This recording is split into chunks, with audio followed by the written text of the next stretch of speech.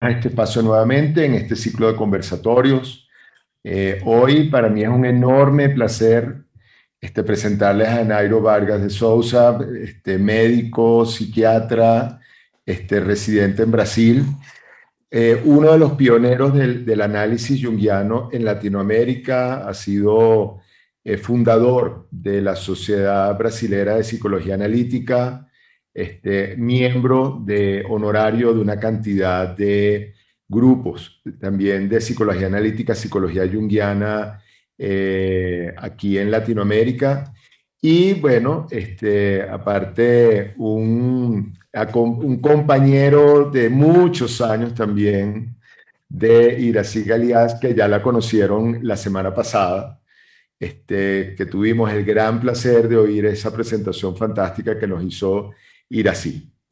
De alguna manera vamos a utilizar o vamos a apoyarnos en la presentación de Irací para continuar un poco con el mismo tema, con el tema de la sombra como ese acompañante invisible que tenemos, pero esta vez lo vamos a enmarcar dentro de los vínculos conyugales, tema que Nairo tiene mucho tiempo trabajando, al cual le he oído cantidad de reflexiones y cantidad de invitaciones y de retos para uno pensárselo, ¿no? Entonces, bueno, muchísimas gracias, Nairo, por haber aceptado la invitación y así por acompañarnos nuevamente esta noche. Y bueno, ya Felipe, que ya lo conocen, nos va a acompañar haciendo el vínculo entre ustedes, que para nosotros es la parte importante y fundamental para poder intercambiar y poder compartir, y nosotros como expositores. Bueno, sin más, le dejo la palabra a Nairo para que empiece a mover este espacio y para que empiece a mover estas ideas. Entonces, bueno, muchísimas gracias, Nairo, nuevamente por haber aceptado la invitación y por acompañarnos esta noche. Yo es que les agradezco la oportunidad de estar con ustedes. Muchas gracias por la invitación. Es siempre muy estimulante establecer relaciones de este tipo con personas tan calificadas y tan buenas de se convivir. Más que colegas, somos amigos. Eso es así de muchos años, además. De muchos años. Del Clapa. Del Clapa. Bueno, a mí hablar de ética y sombra en las relaciones conyugales. Entonces, aquí de introducción yo quería realzar la importancia del tema. A creciente separación por divorcio o separaciones comunes es grande en todo el mundo. Entonces, trabajar con estas separaciones para que ellas se completen de la menor manera posible, sin grandes problemas y sin se desdobrar en otros problemas, es una tarefa de la mayor importancia, segundo mi punto de vista. El casamiento tiene básicamente dos vínculos: un vínculo conyugal y un vínculo parental. En el vínculo conyugal conviven, regra general, hombre y mujer, o dos personas que están se relacionando por la conyugalidad, o sea, ligados al arquetipo del ánimos y de la ánima, de la psicología analítica. Y al mismo tiempo, también ellos se relacionan como padre y madre de hijos, o a veces de producciones científicas y todo eso, ¿no? Es el vínculo parental, que está de alguna manera orientado y estructurado por los arquetipos de la gran madre y del padre. Entonces, en el vínculo conyugal tenemos esos dos importantes vínculos. El primer, el vínculo conyugal, es un vínculo que se estabelece y que puede y às vezes debe se acabar. Pero el vínculo parental es un vínculo eterno que no debe nunca ser rompido o anulado, ¿no? Entonces, esa es una colocación fundamental, según mi punto de vista. Outro aspecto que fala a favor da importância dessa abordagem, desse trabalho, é que o matrimônio é a maneira mais frequente de que cumplamos nosso trabalho de individuação, ¿no? E, portanto, é a origem da família, o que traz outro grande significado para sua importância. Então, vamos começar falando da sombra no matrimônio e como é a sombra antes do casamento, antes do matrimônio, né?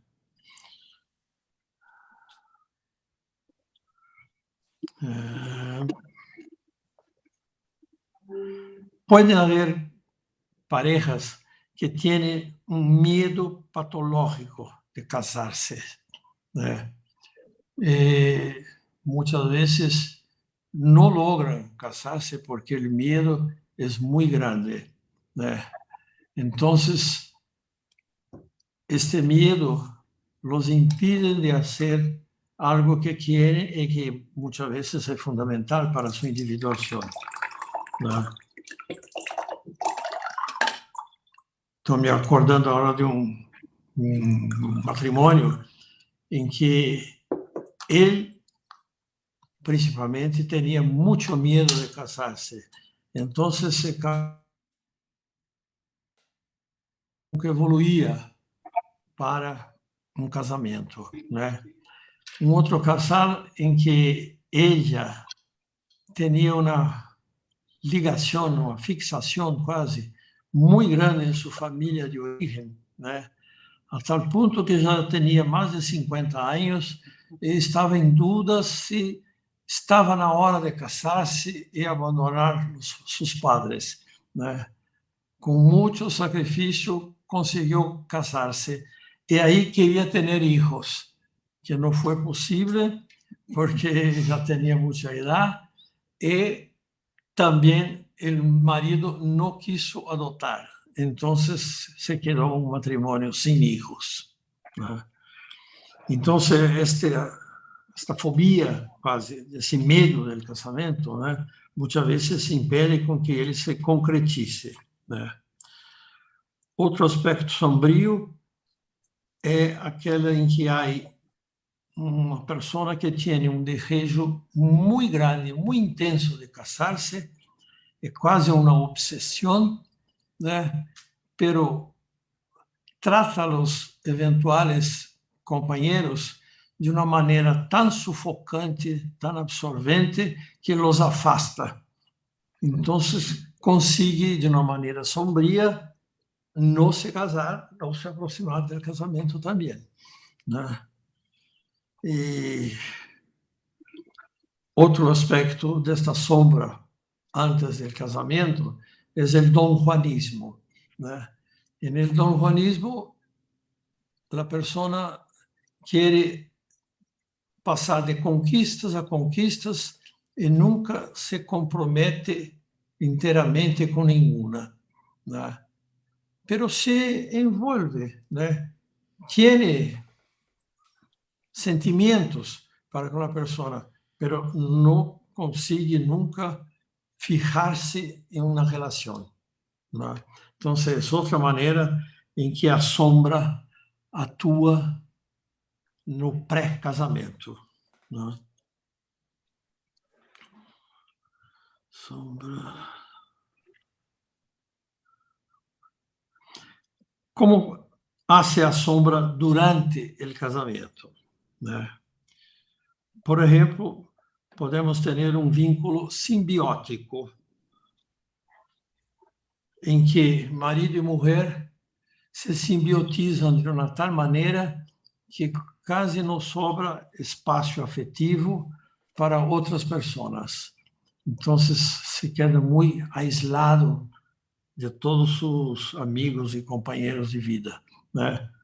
Então, sufocam-se mutuamente e, às vezes, acontece que, num rompante de se sair de isto, um deles se apaixona perdidamente por alguém que muitas vezes decimos que houve um chamado da ânima, né? Porque essa relação simbiótica era muito complementar, né?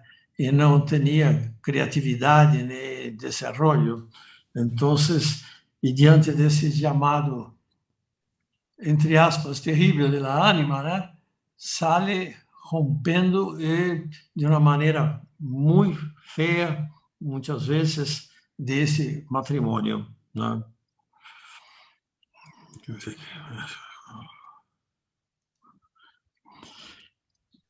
Há aqueles matrimônios em que um deles, né, comete uma infidelidade, pero comete uma infidelidade deixando rastros ou vestígios, maneiras de que o outro vá a tomar consciência do que está acontecendo.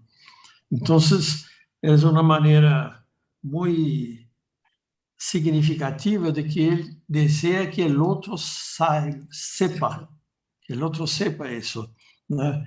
Então, provavelmente está existindo uma necessidade de transformação no matrimônio, pero ele não consegue fazê-la a não ser desta maneira muito sombria, né?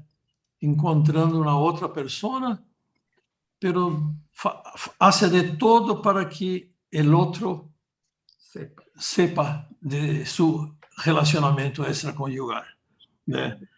Agora, há situações em que ele não deseja que o outro sepa.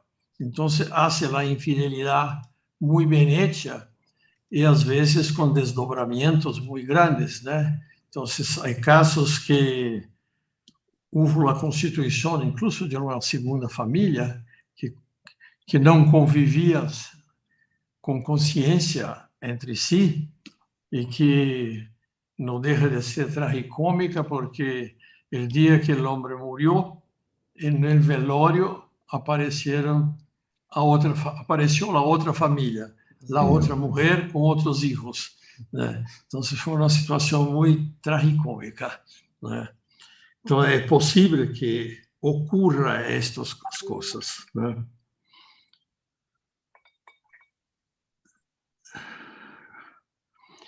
Quando há uma identificação muito grande com os arquétipos parentales, né, às vezes a sombra atua de uma tal maneira que reduz praticamente o vínculo a um vínculo parental. Então, o marido chama a mulher de madre, mama, e a mulher chama o marido de padre. E se trata como padre e madre, né? Porque é isso o que predomina e caracteriza aquele matrimônio, né? Que sombriamente deixa de ser um matrimônio conjugal e passa a ser quase que só parental, né? Talvez seja importante para realçar o quanto é significativo que se estude mais e que se dedique mais às separações conjugais, a situação em que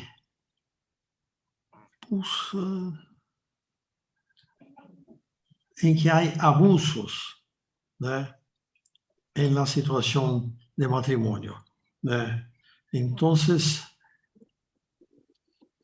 há casos que são mais frequentes com as mulheres, que já se configurou como um crime, o feminicídio. Não que as mulheres não matem os homens também, mas é mais raro, né? É menos comum, né? Então, Quizás porque ella no consigue. Esto. Un outro aspecto que vale a pena realçar é o da família ampliada, como se chama hoje, que a família tradicional de padre, madre, biologicamente padre, madre de hijos, né, está muito cambiada. Cada vez mais família engloba uma variedade muito grande de situações e há tanta variedade, às vezes, incluso com interrelações entre elas, que uma colega nossa aqui já fala em condomínio de famílias, porque são tantas variáveis e tantas famílias que já virou um condomínio das famílias, né? Porque há relacionamentos os mais diversos, né? Tipos, né?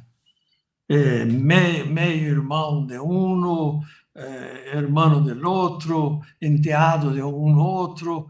Isto para não se falar em toda a repercussão que há em toda a família ampliada das situações de los enteados e contra parentes, que a vezes não são parentes diretamente. Por exemplo, a nora que já se separou e, portanto, não é mais parente de padre e madres, que são abuelos de seu filho. Então, entre o padre e uma madre e esta senhora, não existe nenhum elo de parentesco, pero tiene uma vinculação muito importante, porque ela é a madre de seu nieto. Então, essas relações familiares estão se tornando realmente muito complexas, muito variadas, e para nós terapeutas, empezar a ajudar as pessoas a lidar com isso está se tornando uma necessidade cada vez mais premente. Uma necessidade ética, não? E incluso uma necessidade ética, porque se não se hace uma separação com ética e com uma certa adequação, isto vai repercutir em outras gerações e, em especial, na constituição de um outro fenômeno muito comum, que é da família reconstituída. Hoje está cada vez mais frequente que pessoas que se separam, né, constituem outras famílias. E, às vezes, no segundo tempo também. Então, ele tem uma mulher do primeiro, uma outra mulher do segundo, uma terceira mulher do terceiro, e filhos misturados de todos. Então, é muito complexa, está se tornando essa situação de vida familiar, né?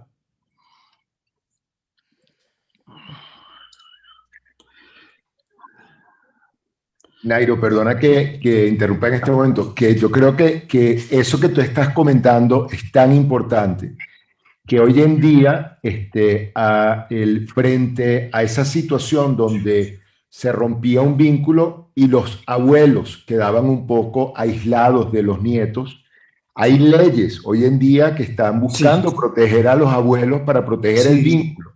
Porque en eso que tú comentas de esa parte sombría de estas familias nuevas, en la parte sombría hay como una especie de venganza puesta en los abuelos y los quieren dejar de lado. Entonces, como protegiendo a los abuelos hay todo un tema de que ellos mantengan el derecho del vínculo con los nietos y las nietas, aunque el hijo o la hija no estén presentes. Que é uma situação muito comum quando a separação conjugal não caminhou bem.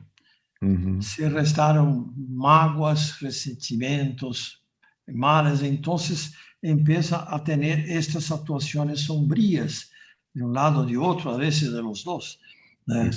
Então, isso é muito complicado e muito sofrimento para os abuelos e os netos também. Sí, tal cual.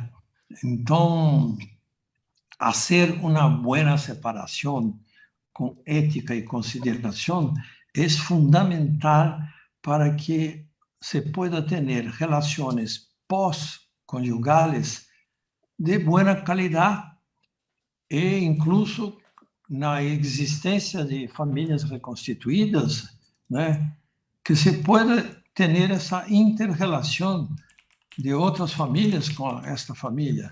Então, todo isso pode ser incluso muito rico, embora meio complicado. É por isso que é tão importante e eu procuro insistir tanto no trabalho com a separação conjugal, né?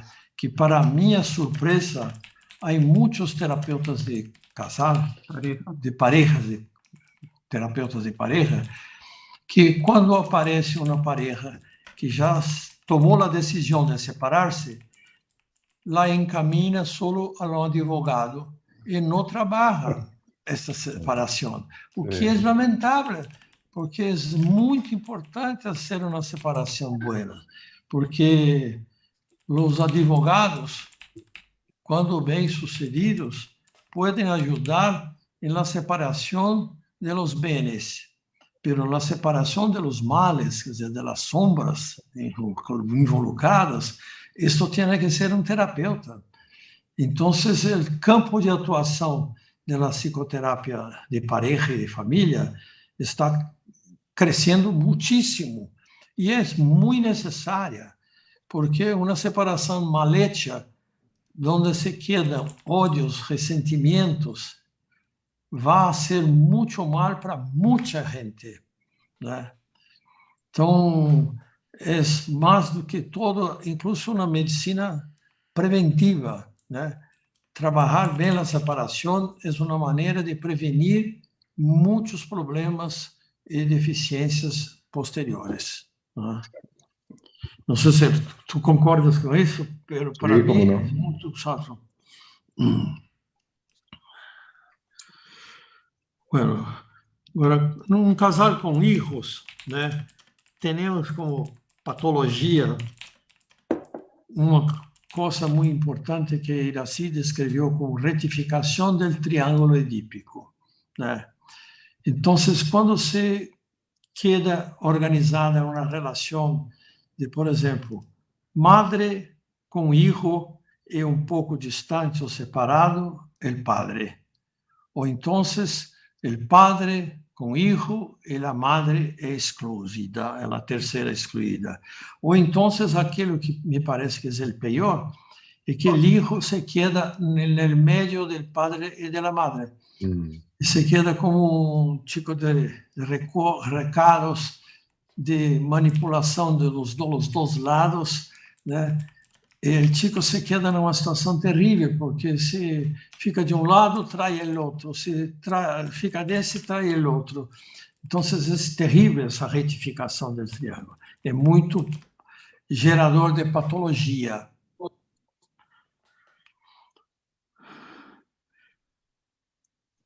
Também temos muitos abusos que precisam ser muito bem tratados, né? Em relação ao hijo, temos violência física, a vezes sexual, ou abuso sexual. Todos esses configurando um desrespeito e uma violência contra os hijos. Em toda essa situação, os hijos sempre vivem os papéis de hijos. Quer dizer, então, eles necessitam ser tratados, muito pequenos, como hijos del matriarcal. Precisam ser amparados, cuidados, protegidos. Se um pouco maiores, ou eles já se desarrollaram um pouco, necessitam tratar-se como hijos del patriarcal. Têm que ser educados, limitados, aprender regras, e etc, etc.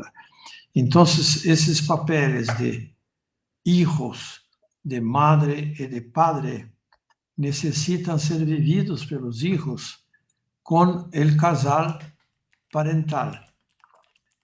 Só que esse casal parental precisa estar bem, porque não necessariamente precisa ser um casal que esteja casado. Pode ser um casal que já está em outros matrimônios, pero a relação de eles como padre e madre tiene que ser buena. Eles têm que ser companheiros como padre e madre de los hijos. Esse é um aspecto fundamental da ética da separação. Porque se a separação é feita com ética e respeito mútuo, né, eles não vão se tornar inimigos nem competidores. E quando estas situações não são bem trabalhadas, elas vão se desdobrar em relação às relações parentais. Então, se uma mulher que está com muitas mágoas, muito mal com seu ex-marido, né, não vai conseguir funcionar bem como madre. Então, e a recíproca é o mesmo. Então, quando ambos não se separaram bem, se é possível falar que se separa bem, é possível, sim. Quando uma separação é verdadeira, bem vivida e trabalhada, né, ela resolve-se bem. E cada um pode ter sua vida da maneira que lhe parecer melhor, ou solo, ou num casamento grupal, num novo casamento, não importa. Mas ele precisa resolver bem este casamento, né? Tem acontecido muito em São Paulo e provavelmente em outros lugares também, que muitas vezes o padre é homossexual. E se isto não for bem trabalhado numa separação, né, isto vai virar arma de ataque do outro, né? Então, é muito importante que a pareja seja solidária e amiga na separação, aunque uno possa se sentir muito mal, muito traído, muito enganado, né? Então, é uma situação que se vive muito quando há uma infidelidade que é descoberta, né? Que o traído se sente muito vítima. Ele não tem responsabilidade nenhuma por la separação. Só o traidor, que é um mau caráter, uma péssima pessoa, né? Isso não só não é verdade inteira, como atrapalha muitíssimo a reconstituição e a recuperação deste vínculo, porque em todo traído há traidor, e em todo traidor há pouco de traído. Na sombra. Que está na sombra. Então, poder trabalhar esses aspectos vai ajudar muito para que se cumpla uma separação em términos mejores, ¿no? No, y creo que en ese sentido, esto que tú planteas de poder ver y tener consciente la parte conyugal y la parte parental es muy importante, porque cuando eso no se tiene consciente se mezclan, ¿no? Los dos niveles en sombra, lo que dices tú, yo creo que de Medea para acá, uno sabe cómo se utilizan a los hijos como elementos de venganza. Que es lo que comentabas tú, que si no se tiene como en el consciente, eso pasa y se vive en sombra permanentemente, haciendo desastres. Como que la sombra del conyugal, como que cae sobre el parental. Sí. Y ahí acontecem coisas terríveis. A situação de Medea, que você citou, é típica, né? Sim. É uma tragédia em que uma madre chega a matar seus filhos para atacar a seu ex-companheiro, né? Vivimos um caso assim em tu clínica, não? Sim. Concretamente em São Paulo, né? A madre se matou, cometeu suicídio, após matar seus 3 filhos pré-adolescentes. Sim, de vingança de seu marido. O filho mais grande já era quase adulto, né? 15 anos. Uau. É uma tragédia, porque se sentiu muito traída e enganada, e tinha tanta necessidade de agredir a seu ex-marido, que hizo de todo para prejudicá-lo, através da justiça e todo. Quando ele falou, não vou mais pelear nem defender-me, tudo que você quer, lhe dou. Se queda sola com os filhos, todo o que ganho vá para você. Fez tudo que ela queria. Aí ela fez assim, porque ela não podia mais atingi-lo. Aí então o único jeito dela atingir-lo, a única maneira de ella poder agredi-lo era matando os filhos e se matando. Então, é uma loucura. Né? Medea. Ideia.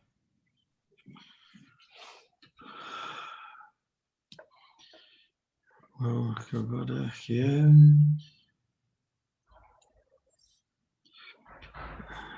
precoce. O quadro mais grave que existe e que já se configura como crime é esse da alienação parental, em que um dos cônjuges, né, empieza a destruir a imagem do outro. A vezes é até mútuo, né?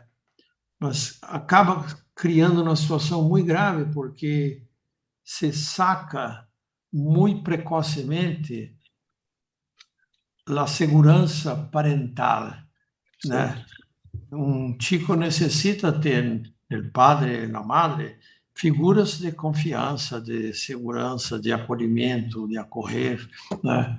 Então, se ele perde isso, se queda muito desamparado, né? E se a gente pode usar como uma imagem, né? Isto se configura quase como uma espécie de uma enfermidade de autoagressão, porque o DNA de da madre, por exemplo, né, entra em choque com o DNA do padre. Exacto. Né? Porque o hijo tem os dois, né? Não se pode dividir um hijo, né? Então, se você ataca uma metade dele, a outra metade vai se ressentir. A outra metade vai se ressentir, né? Então, é quase que ele, o chico, vive uma situação quase de uma moléstia de autoagressão, né? Produz coisas contra si mesmo, né? Porque está tendo essa peleia entre os dois grandes símbolos para ele, que é o padre e a madre, ¿no? Y esto que tú estás comentando y trayendo hoy, yo creo que la importancia que tiene es que es una base para empezar a vernos como colectivo, como, así como pudiéramos decir lo que tú empezaste diciendo del matrimonio, como un terreno para hacer el principio de individuación. Si lo vemos como colectivo, lo podríamos ver como esto, como una base para hacer un principio de evolución, si se quiere, de evolución como humanidad. Porque esto que tú estás planteando, que es tan importante, yo creo que muy pocas personas lo hablan y lo pueden señalar, ¿no? Como efectivamente hay una responsabilidad cuando uno decide ser padre o madre, hay una ética, exactamente, que muchas veces, si no se tiene presente, en el momento de la separación, entra en un choque que es terriblemente destructivo, no solo para esa familia, sino para la sociedad en general. Y creo que, sí, y creo que sí, y creo que empezar a verlo de manera diferente es una invitación a ver la evolución de una manera diferente, ¿no? Ahí muchos de los terapeutas vamos a perder muchos pacientes, porque el avance de nuestro trabajo es esa, ¿no? Es que... Sí, a mí me encantaría que pudiéramos perder los pacientes, pero claro, que la ética fuera claro, entendida, porque la cuestión que me parece ahí, si me permite una parte, es que con la llegada del divorcio, muy bueno, que vino traer un nuevo grado de libertad para el proceso de individuación, su lado creativo, pero en la sombra del divorcio. Una pareja cree que el divorcio deshace los vínculos, y no es así. Deshace el vínculo conyugal de los arquetipos de ánimos y ánima, pero no deshace el No vínculo debe deshacer. parental, Parental, sí. porque el DNA del padre y de la mamá, de la madre, están juntos en el hijo. Y esto no hay divorcio que separe. Exacto. Y la falta de la conciencia de que este vínculo es para toda la vida, como dijo el sacerdote, hasta que la muerte los separe, es absolutamente verdadero para los vínculos parentales, Exacto. porque solamente la muerte puede separar el DNA que en el hijo están como que casados dentro de él, en su organismo. Y si uno habla mal del otro, infringe la ética gravemente del hijo, ¿no? Donde induce, como dijo Nairo, a una especie de molestia de autoagresión, donde una mitad es como si fabricase anticuerpos contra la otra, ¿no? Sí, Así sí, que es muy fantástico. grave. Sí. Que es una actuación maciza de la sombra, ¿no? De no percibir que son dos vínculos y que uno es eterno hasta que la muerte los separe.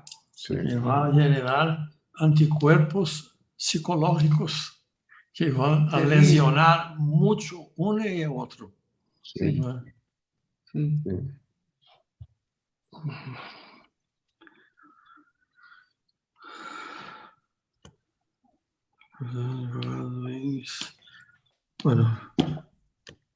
Bueno, como tentar dar un fecho, ¿no? Yo pienso que a psicoterapia de parejas que no se casaron es buena. Incluso por interés, a la primera pareja que yo traté en 1970, por ahí, era de un casal joven que peleaban mucho, se desentendían, sufrían mucho. Y el padre de la mujer me preguntó si podría mandar el casal para mí, que eu concordei. Não havia quase nada de terapia de casal ainda em Brasil nessa época, né? E foi uma experiência muito gratificante, porque você faz uma espécie de medicina preventiva, né? Você ajuda dos que estão querendo se casar a resolver uma série de problemas que, às vezes, individualmente não iam procurar terapia, né? A necessidade surgiu de la relación conjugal entre ellos, ¿no? Entonces, es bueno que se indique terapia pre-casamiento, Prenupcial. Durante el casamiento, sin duda que es la forma clásica de terapia de parejas, ¿no? Y también durante la separación, ¿no? Eu penso que é uma das tarefas mais difíceis para um terapeuta de casal trabalhar a separação, porque se mobilizam por diferentes razões emoções muito grandes, né? Se é, por exemplo, uma situação de que houve uma infidelidade conjugal, a vezes há riscos hasta de tragédias, né? E muita violência, né? Então, poder trabalhar isso com a pareja é muito importante, né? E também aumentando o campo da terapia, né? Depois que se separaram, né?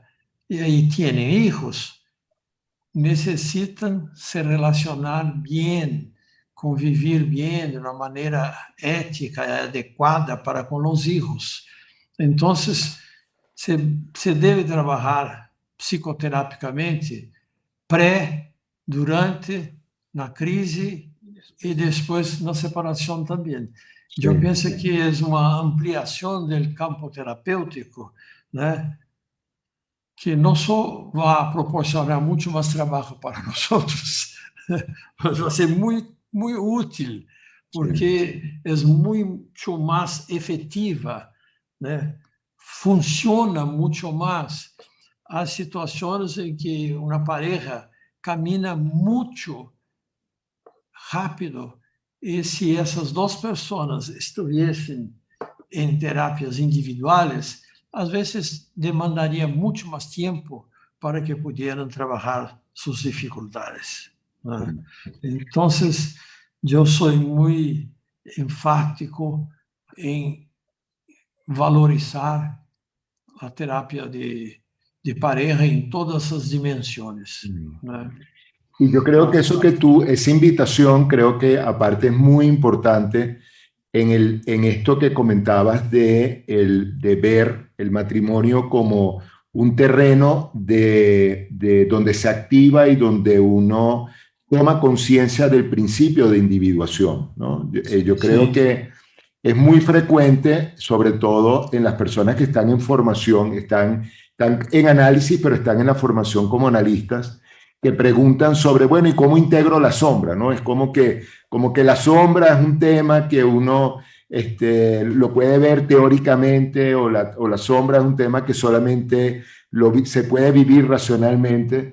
Y uno cuando tiene una pareja de largo tiempo, los que estamos casados con parejas de largo tiempo, o personas que están comenzando una relación de pareja, ahí yo diría que ahí es donde se aprende realmente de sombra. De sombra. Sí. Es verdad. De la de uno y de sombra como tema, ¿no? Sí, como tema, sí. Se ve que vuelta la idea de que el casamento, el matrimonio, es un campo riquísimo de individuación. Sí. E incluso para percepción de la sombra. Sí, cuando hay abertura para esto. Sí. Como Guggenbill, ¿no? ¿Qué? Guggenbill. Guggenbill falava muito em dois tipos de casamento. Guggenbill. Adolfo Guggenbill, vocês conhecem, foi presidente da Internacional, que havia casamentos de individuação em que havia um crescimento dos dois e uma criatividade na vida dos dois. Um era estimulante do desenvolvimento do outro.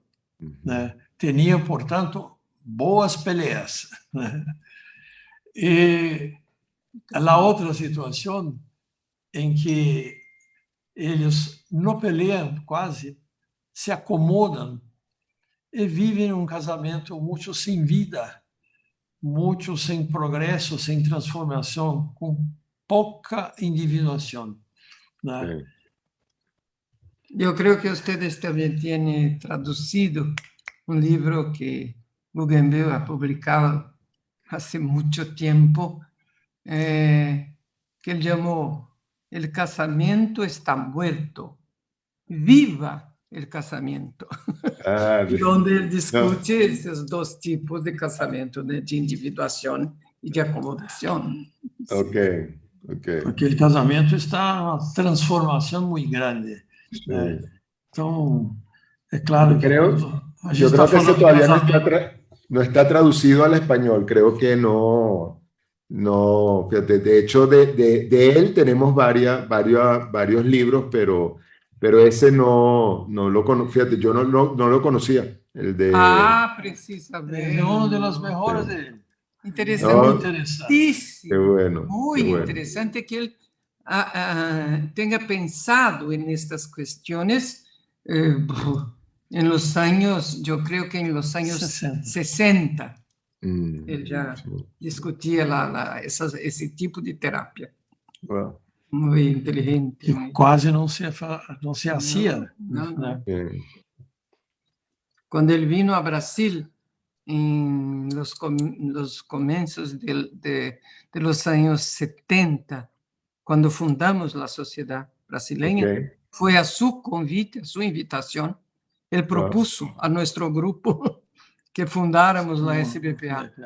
Fíjate. Y discutimos muchísimo con él ese su libro, importantísimo. Sí.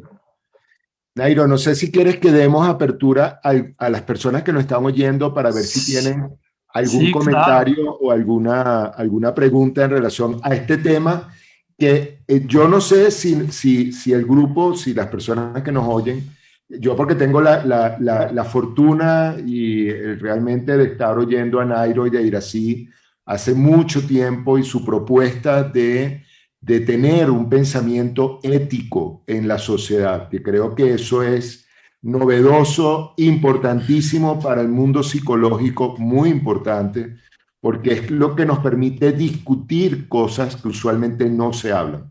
Y creo que esta propuesta que está trayendo Nairo de cómo hay un compromiso y una responsabilidad de poder acompañar parejas en su proceso de entender lo sombrío y poder ayudar a separar. Esto que comentaba hoy, es la primera vez que te lo oigo, que me pareció genial, cómo incluso uno poder identificar cuando los niños que son producto de una separación, hay que proponerles de repente una separación dentro de un ambiente matriarcal o dentro de un ambiente, hacer esa diferenciación.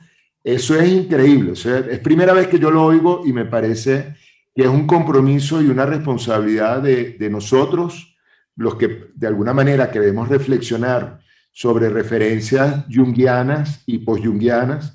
Creo que es importantísimo, importantísimo.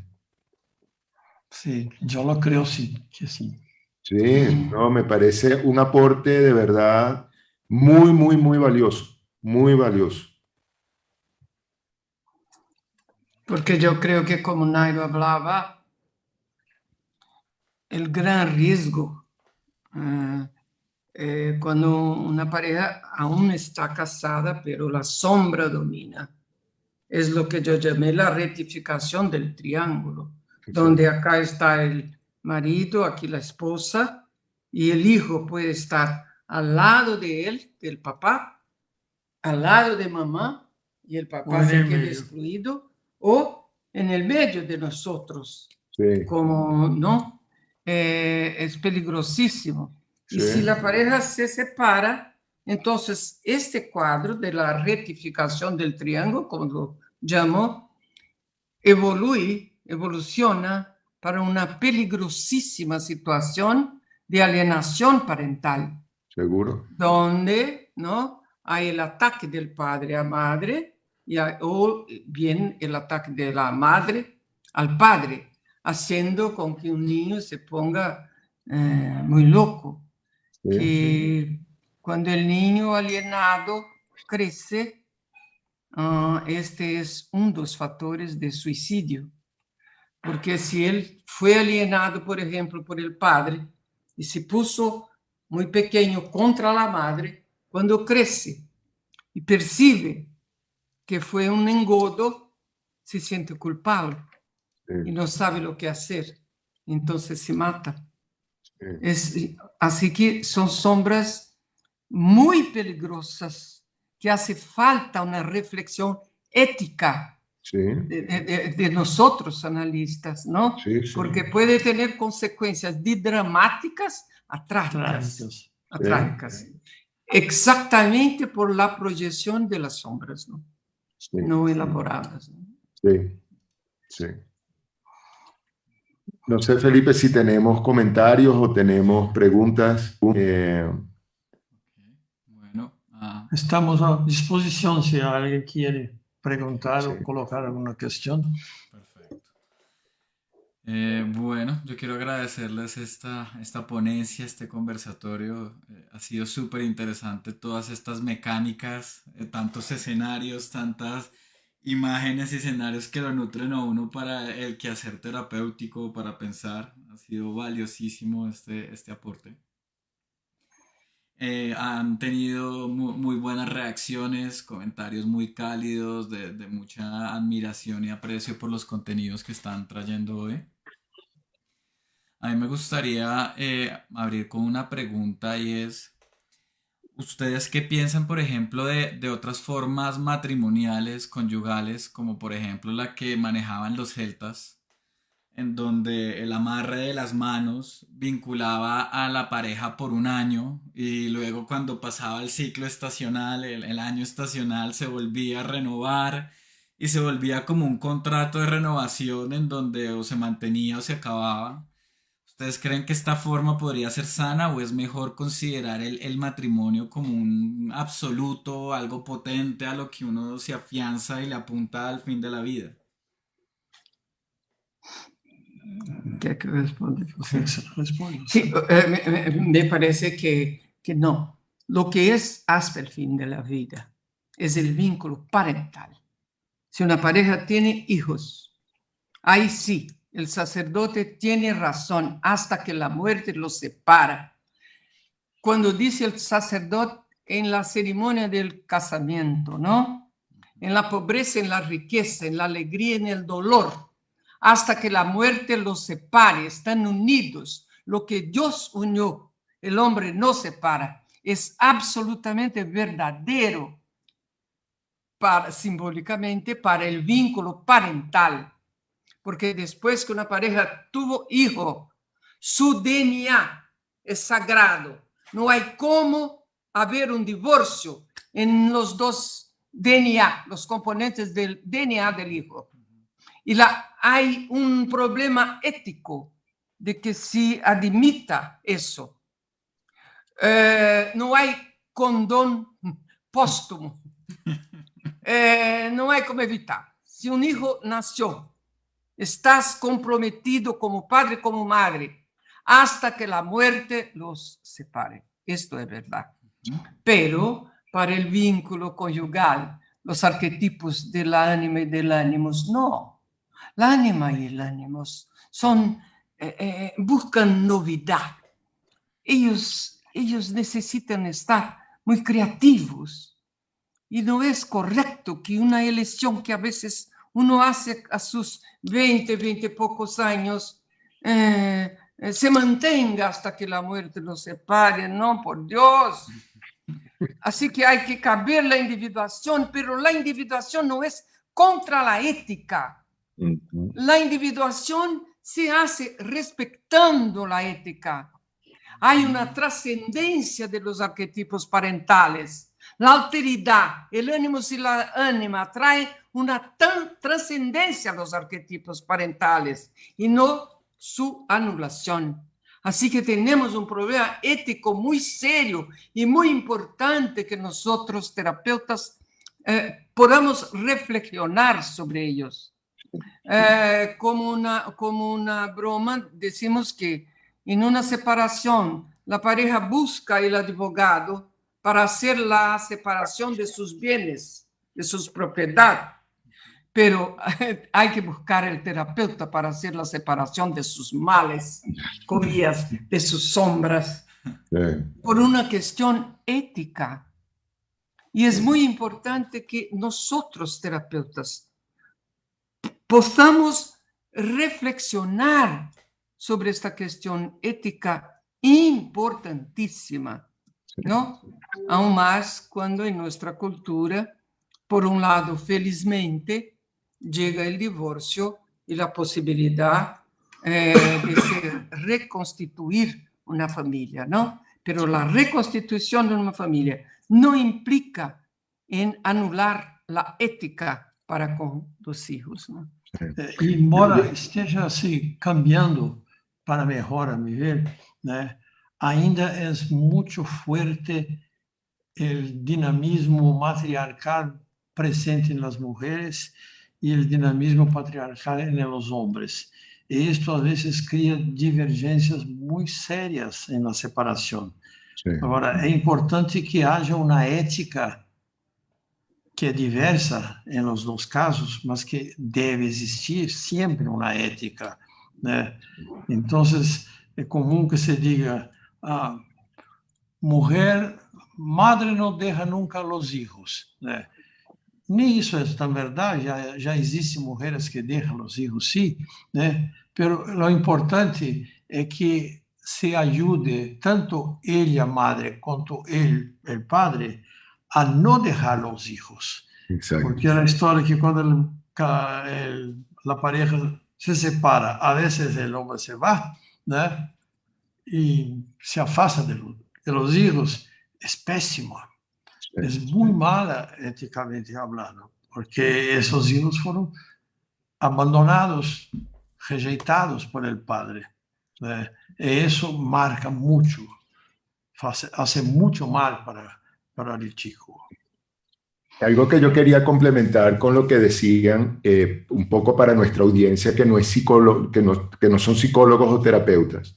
En relación a lo que comentaba Irací, ahí también incluimos obviamente a los hijos adoptivos. Pudiéramos hablar de un ADN psíquico, ¿no? De que creo que es muy importante. Sí, que sé que en lo que comentaba Irací, simbólicamente estaban incluidos, pero quería como dejar muy claro también para nuestro público que no trabaja psicológicamente que hay un ADN psíquico de la madre y un ADN psíquico del padre que se integra, no solamente es el biológico, entonces también ahí hay una ética y un compromiso importantísimo. Sí. Y que trasciende a biología, no es solo la biología. Trasciende la biología, exactamente. Y para la población que no es psicóloga, yo creo que una cosa bien fundamental de si reflexionar es que toda la separación implica en un dolo, en un luto, porque uno no se casa con el otro y tiene hijos pensando que, ok, vamos a quedar unos añitos mientras dura la pasión y después lo hecho.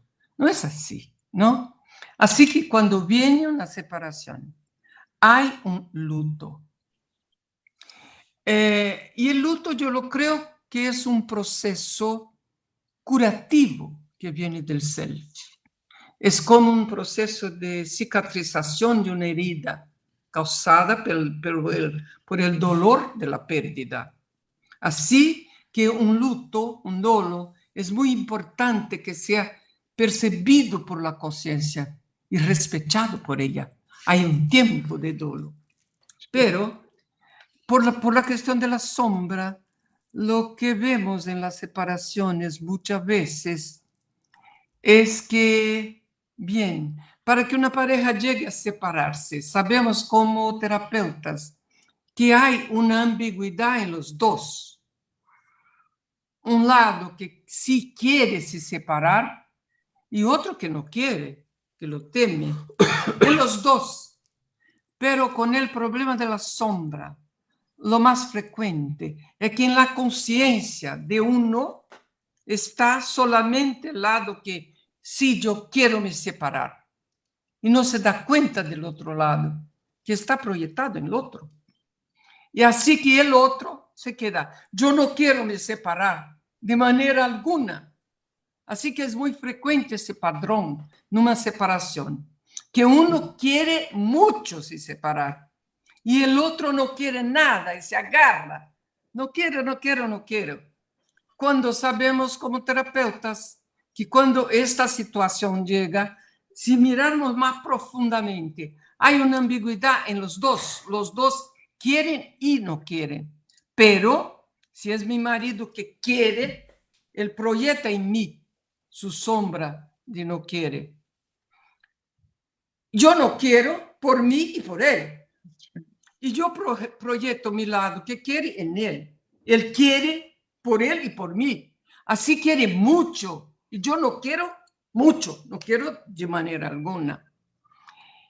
Este cruce de proyecciones de la sombra es peligrosísimo porque va exactamente perjudicar el luto, el dolo.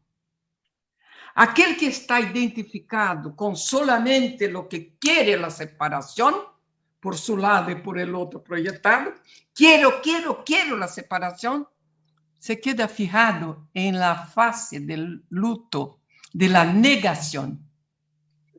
¿Se acuerdan de los procesos de un luto de Elizabeth de Kubler-Ross? ¿No? Sí. Negación, rabia, barganha, depresión y aceptación. Aceptación, sí.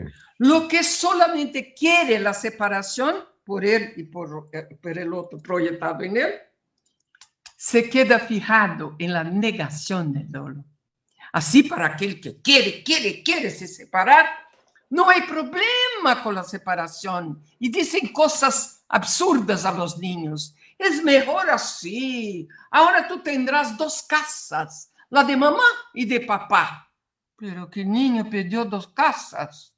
Pero para él, como se te nace todo de rosa. No, así es muy bueno. Papá y mamá no son más enamorados, pero son amigos. Y casi se pelean, pero son los amigos. Y lo tiñe todo de rosa. Y pasa a los niños una mentira sombría.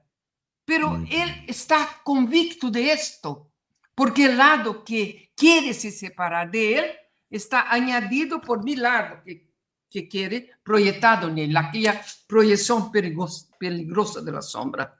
Sí. Por otro lado, lo que no quiere, hace de cuenta, yo no quiero, estoy con mi lado que no quiero, y el lado sombrío de él que no quiere. Así que yo no quiero mucho por mí y por él. Como no quiero el peligro, me quedo fijada en la etapa de la rabia, del luto. Así que estoy con mucha rabia. Así que los niños escuchen a papá. Es ótimo, tendremos 2 casas, es la mejor cosa del mundo. Oyen de la mamá, tu papá me abandonó, nos abandonó, es muy malo, se deprime, cabe a los pobres de los niños no saber si aquella cosa es tan buena como lo dice papá o tan mala como lo dice mamá. Hay una sesión peligrosísima en el hijo, que así pobre no puede, no hay espacio para lidiar él con su duelo de la separación de los padres, generando una sombra peligrosísima para los hijos y para la pareja, que el abogado no tiene como siquiera percibir, mucho menos trabajar. Así que el terapeuta de pareja, y terapeuta de familia, y terapeuta de niños, a mí me parece muy importante que tengan conciencia de este fenómeno para poder trabajar la división de estas sombras. Sí. Exactamente. Bueno, muy completa la respuesta con su respectiva amplificación. Excelente. Leiva Vera pregunta, ¿cómo sabemos que una separación se transforma en sombra o aparece en sombra? Bueno, creo que todo lo que acabas de decir explica bastante la misma pregunta, pero no sé si quieres agregar algo más, ya que hablaste del proceso del duelo y bueno. Bien, no sé qué Nairo quiere decir, pero a mí me ocurre casos que nosotros atendimos y estamos atendiendo en el momento post separaciones, ¿no? A veces nos buscan una chica, una niña para análisis individual, pero lo que veí en las quejas que traía, en sus síntomas, era una dificultad muy grande de lidiar con la separación muy complicada de sus padres. Así que yo le pedí que si pudiera ella hablar con sus padres ya separados, si ellos aceptaban una terapia de familia. y los encaminé a Nairo, por supuesto. Y Nairo entonces trabajó con los padres, ya separado hacía 2 años, ¿no?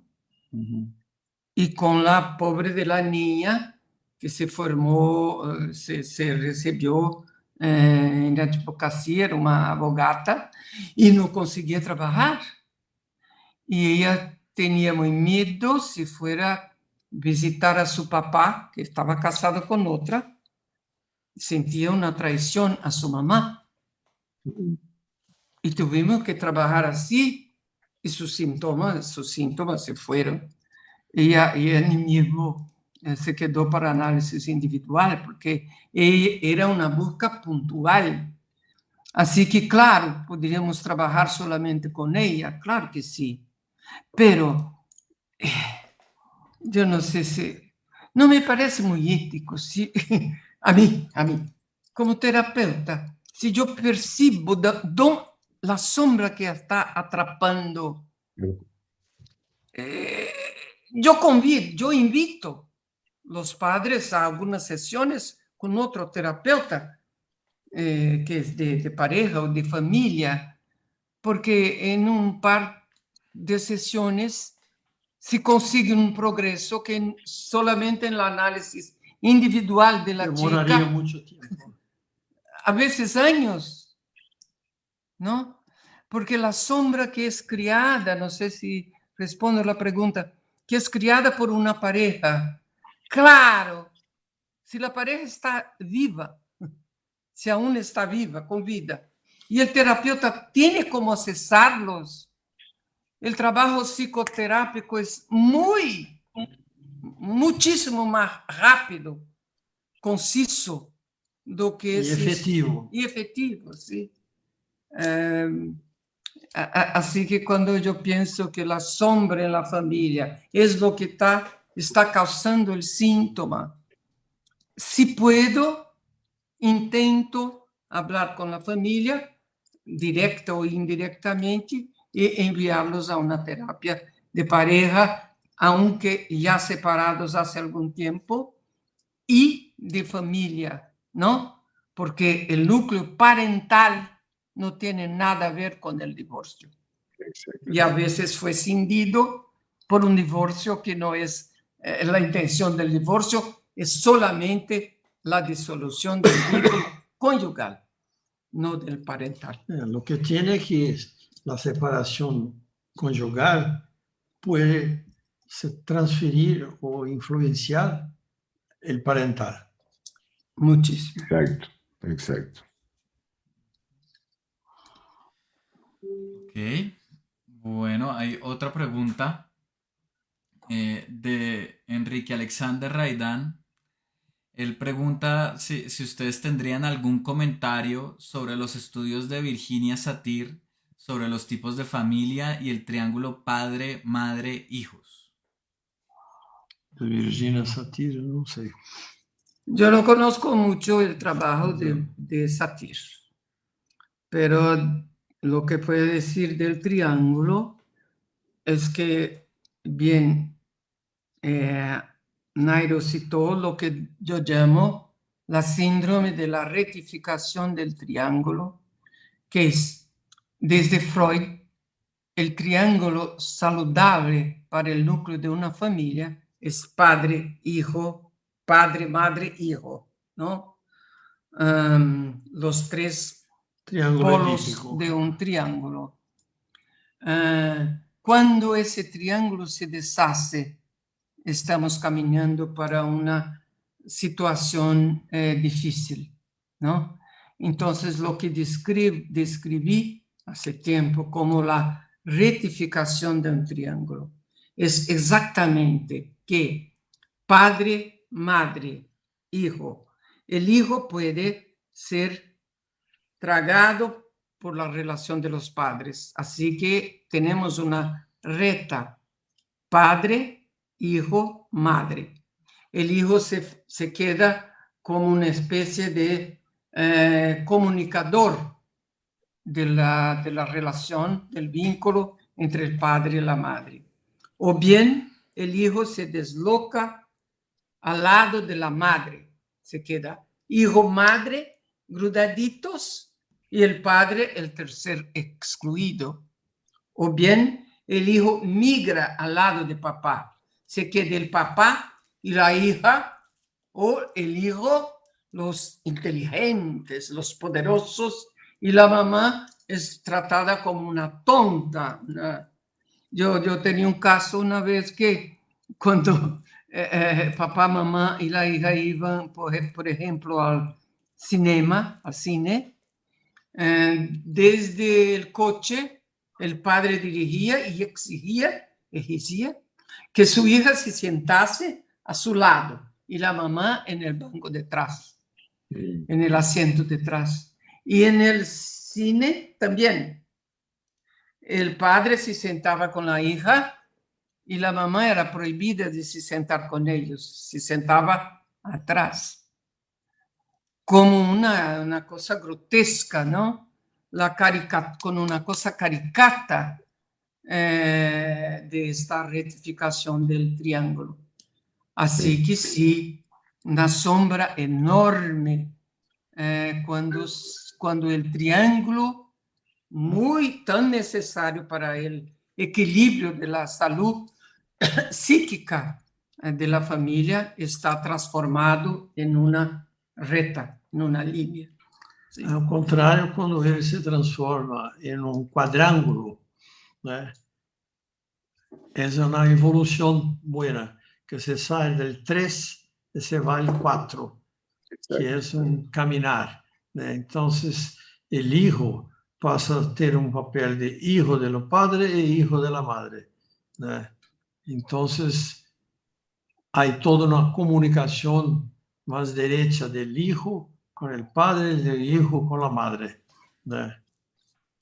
Que volvemos así al problema de lo que discutimos de la otra vez, de otra fecha, del triángulo maldito, del triángulo divino, ¿no? Sí. Diabólico y divino, ¿no? El divino es el 3 que se pasa a 4. Cuando hay la separación y un hijo puede ser hijo del papá e hijo de la mamá. Y el triángulo diabólico es cuando está fijado indo al lado de mamá, del papá o al medio de los dos. Yo pienso incluso cuanto a eso, bien, me hace falta una losa para que yo pudiera dibujar. Sí, exacto. Un pizarrón, sí. Sí, pero tenemos que nos acordar, como dijo Jung, que cuando tenemos un sistema familiar, piensen en un triángulo edípico, papá, mamá, hijo. A la vuelta, un círculo, ¿no? Cuanto al hijo, tenemos, o cuanto a cualquiera uno, 2 libidos que Jung discute en símbolos de la transformación. Una libido, 2 corrientes de libido, 2 sentidos para la misma energía. Uno hacia afuera del círculo familiar, que es la libido exogámica. Otro hacia adentro del sistema familiar, que es la libido endogámica. Así que cuando un hijo llega a la adolescencia, esos 2 roles van a ayudar a las 2 corrientes de libido. Él necesita incrementar la libido exogámica en la adolescencia. Él sale mucho más del círculo familiar y vuelve por la libido endogámica. Cuando a veces, por una cuestión sombría del sistema familiar, tú tenés en la adolescencia una más de la libido endogámica, el niño no puede adolecer, estará atrapado dentro del sistema familiar, haciendo con que lo que Nairo describió como la sombra prenupcial, haciendo con que muchas veces, miles de veces que atende un paciente que dice, quiero, me casar, a encontrar una pareja, pero no lo consigo, como Miss Miller en Símbolos de la Transformación. No, no es que no consigo. Su cola está aprisionada en el sistema familiar. Su libido endogámica está muy Fuerte. más grande, más fuerte do que su libido afuera, ¿no? Su libido exogámica. Está atrapado. Esta es la sombra, ¿no? Y cuando a veces él dice, deseo encontrar un novio, pero no consigue, ¿no?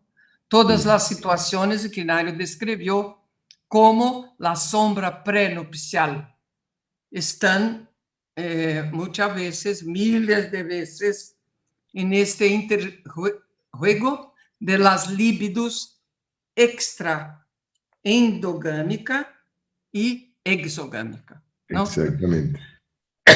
Si la corriente de libido endogámica está ganando, uno no puede se casar, aunque pense que desea. Desea, pero no lo consigue. ¿No? Ya, por razones de tiempo, desafortunadamente, porque la riqueza del conversatorio es increíble, vamos a darle espacio a una pregunta más y vamos cerrando este tema fascinante. Bueno, como última pregunta de la noche, vamos a tomar la de Angélica Ojeda.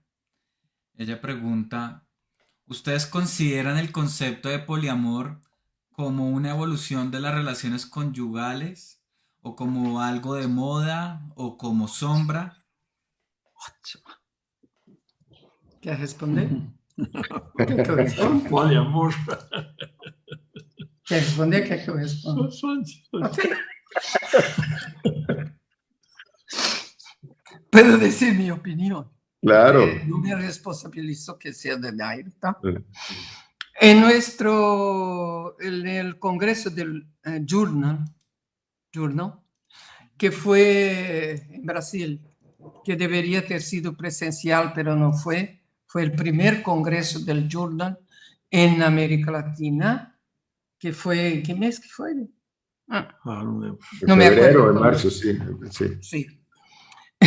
Me tocó abrir el congreso y eligieron un tema que yo había presentado más íntimamente, de la traición conyugal y sus prejuicios.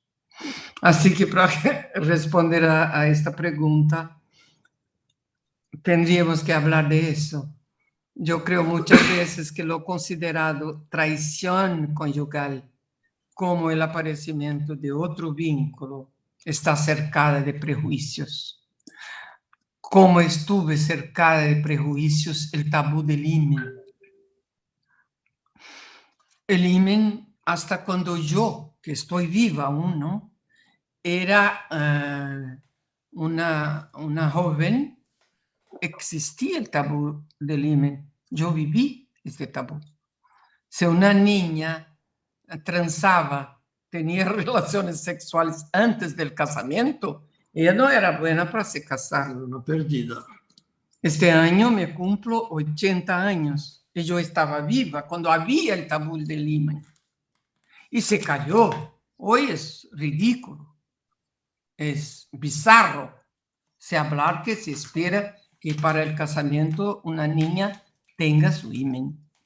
Yo creo que la traición conyugal envasada en tener otro vínculo sexual afuera del vínculo conyugal iba al mismo camino del tabú del himen, porque es contra natura.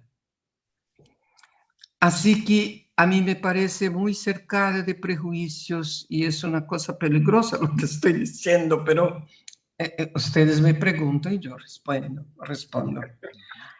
Yo acredito que el poliamor es una tentativa aún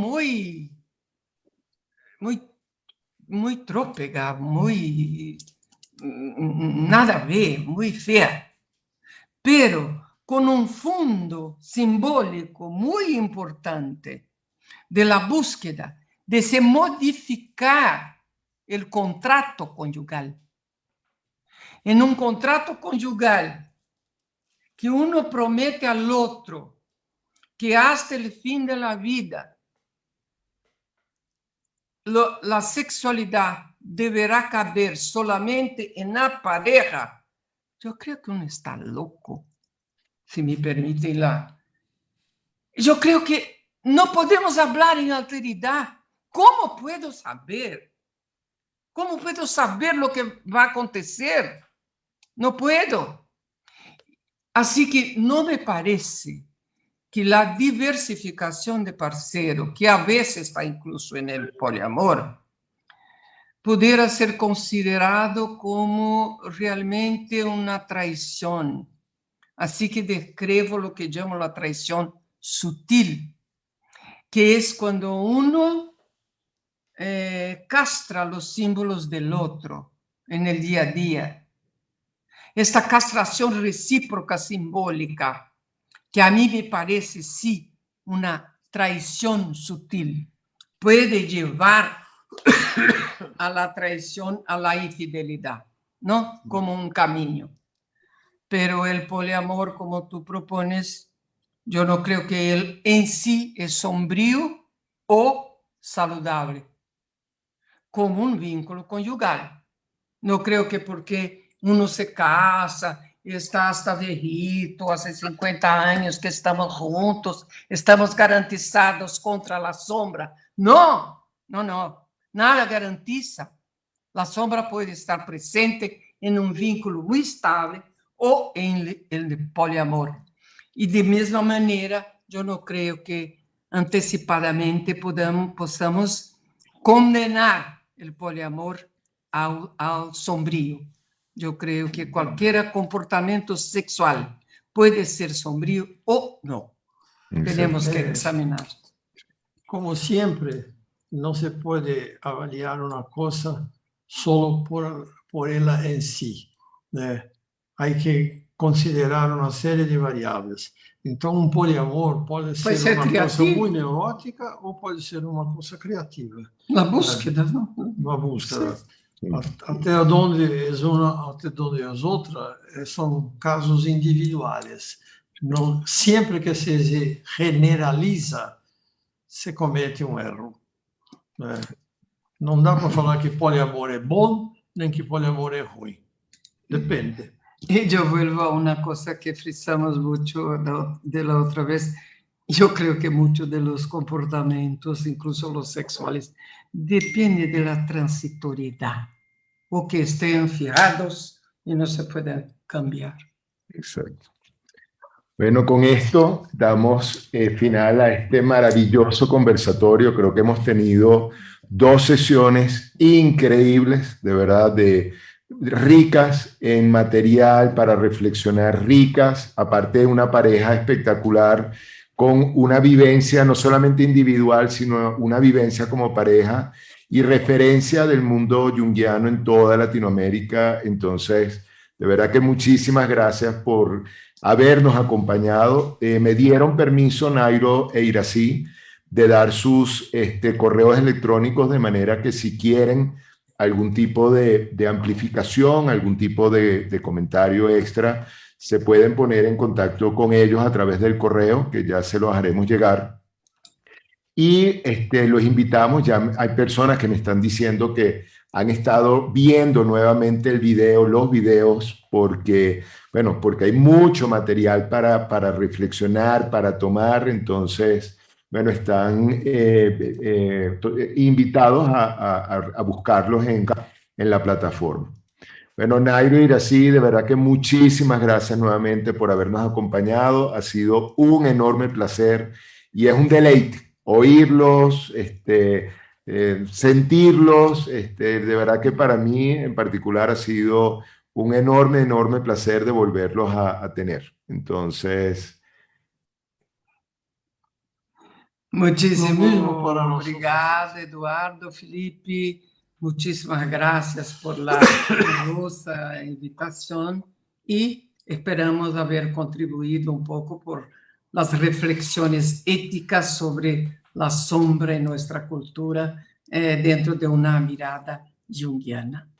Muchas Creo gracias. nuevamente, insisto, que es un tema absolutamente original, necesario e importantísimo. Entonces, gracias también por ese aporte, Nairo. Muchísimas gracias. Bueno, gracias a Felipe por acompañarnos como siempre y permitir que este puente se dé.